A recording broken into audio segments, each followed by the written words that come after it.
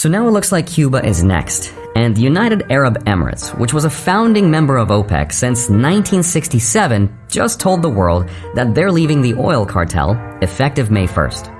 The United Arab Emirates says that it is withdrawing from OPEC and OPEC+.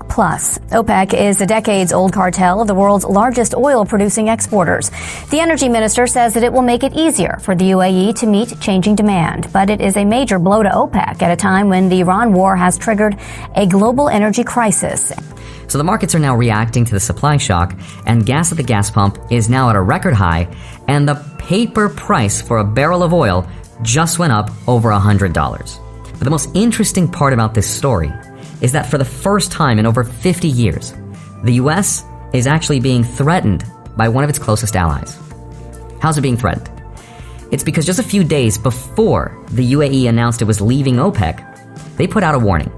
That warning said they may be forced to use yuan or other currencies if they run low on dollars amid the Iran war. Basically, they're saying, hey, you guys started this war, and if we run short on dollars, we're going to start pricing our oil in yuan and potentially start selling off your assets. Now, in response, the US was like, please don't do that. And Scott Bessent, who's the Treasury Secretary, said that giving them the dollar swap lines would, quote, prevent the disorderly sale of US assets. Mr. Secretary, can you talk about this request and whether or not you expect to support it? Many of our Gulf allies have requested swap lines. You would have just read about the UAE, and swap lines, whether it's from the Federal Reserve or the Treasury, are to maintain order in the dollar funding markets and to prevent the sale of the U.S. assets in a disorderly way. Now hold on. How much U.S. assets do those countries have? And it turns out the GCC collectively holds over $2 trillion in U.S. assets. That is a lot, which means the U.S. basically just admitted that the Gulf states hold enough American assets that if they were to sell them, that could destabilize U.S. markets. And because the U.S. does not want to destabilize the market, the U.S. is going to give them access to cheap dollars and make sure they don't sell their U.S. assets. And as a distraction to all of this, we're seeing the president setting his sights on taking over Cuba. The president also speaking about the prospect of the U.S. taking over Cuba, quote, almost immediately. What do we know about that? We'll have one of our big, maybe the USS Abraham Lincoln aircraft carrier, the biggest in the world. We'll have that come in, stop about 100 yards offshore, and they'll say, thank you very much, we give up. So even though this story seems like a story about oil, it's actually a story about power and leverage. And in this video, I want to explain exactly what's happening and what it ultimately means for our portfolios, because this affects gas prices, gold, Bitcoin, the US dollar, and the next phase of the global monetary system, which at least for now looks like is being negotiated right now. So with that said, let's get into it. Hi, my name is Andre Jick. Hope you're doing well. Come for the finance and stay for the next phase of the petrodollar. To understand why all of this is so important, we gotta go back 50 years. That's because the story of the UAE leaving OPEC is actually the story of a financial system that was supposed to be built in secret, which now, for the first time in half a century, is sort of starting to come apart. So let's start at the beginning.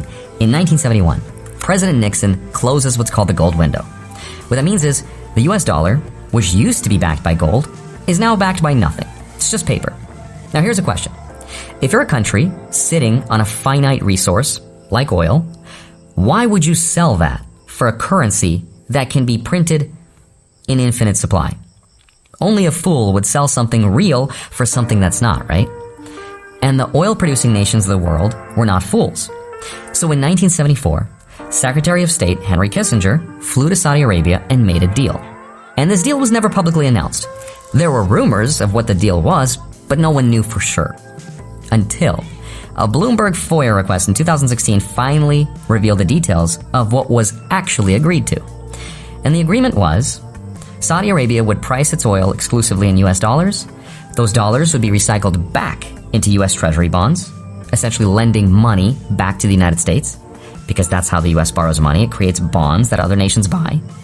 And in return, the US would give Saudi Arabia military protection and weapons. The arrangement is called the Petrodollar system. And it was a really good deal for the United States because it meant that every country in the world that needed oil, which is every country in the world, right, had to first get dollars to buy that oil, which created a permanent, what economists call structural, global demand for the US dollar. Even though the US dollar was not backed by gold anymore, it was now backed by oil.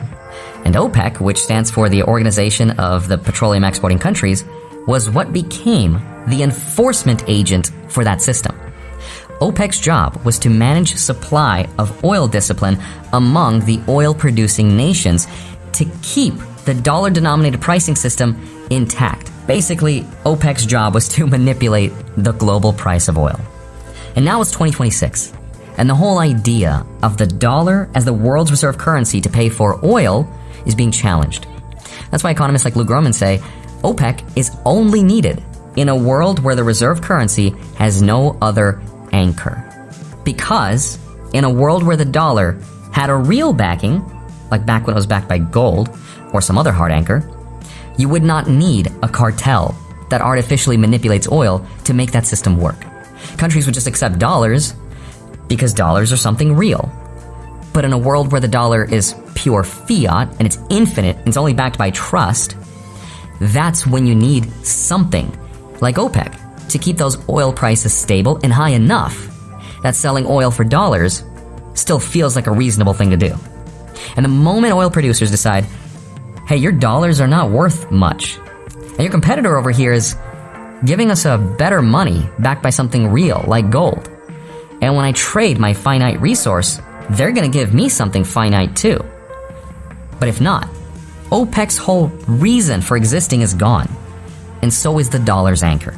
So that's what the UAE is starting to test. Now, believe it or not, this whole arrangement I just described, this petrodollar agreement system between the US and Saudi Arabia, that actually expired in 2024. After 50 years, Saudi Arabia was like, okay, we're done. Let it expire. And in June 10th of 2024, I made a video about it.